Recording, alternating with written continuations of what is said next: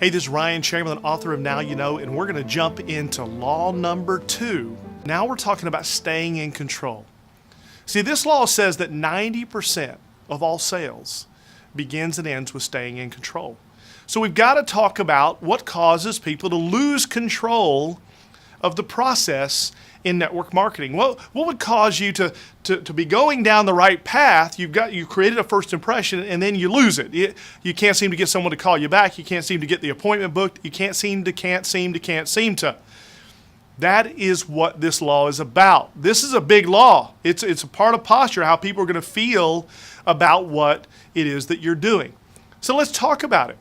You know, as I began to study this through the years and I began to help people deal with this after I had overcome it, I began to realize that most people lose control under one situation. And it really boils down to when they're asked questions during the system, during the process. In a simple form, no matter what you're doing, what you're selling, and referring to network marketing, there's really 4 things that you do. Number 1, you learn to build a list. Keep building the list. You then learn how to contact that list, whether it's your hot, warm, or cold market that you turn into a warm market.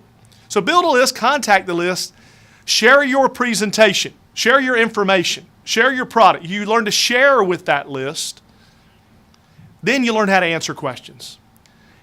The last 2 parts of that is what everyone seems to be messing up. It's what I messed up originally. It's what, once I figured it out, how to deal with it, it was a game changer. It changed everything.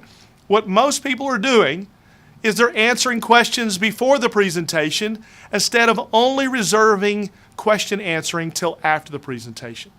See, the only way you get people and keep them curious is by what they don't know rather than what they find out. Now, it doesn't mean we're evasive. It doesn't mean we don't tell them things, but we have to learn how to answer questions the right way if we're going to get someone to view our information properly or even view it at all.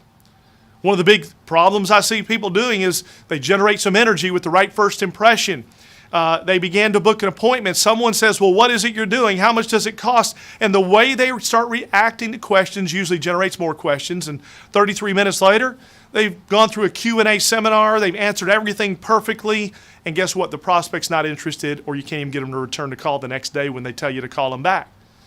But if we wouldn't have answered all the questions, see, remember, the prospect's job is to get enough information so that they can make a decision without even having to take a look. We have to avoid that, everyone. And as we go through this a little bit more, I'm going to give you some specifics on how to deal with it right now.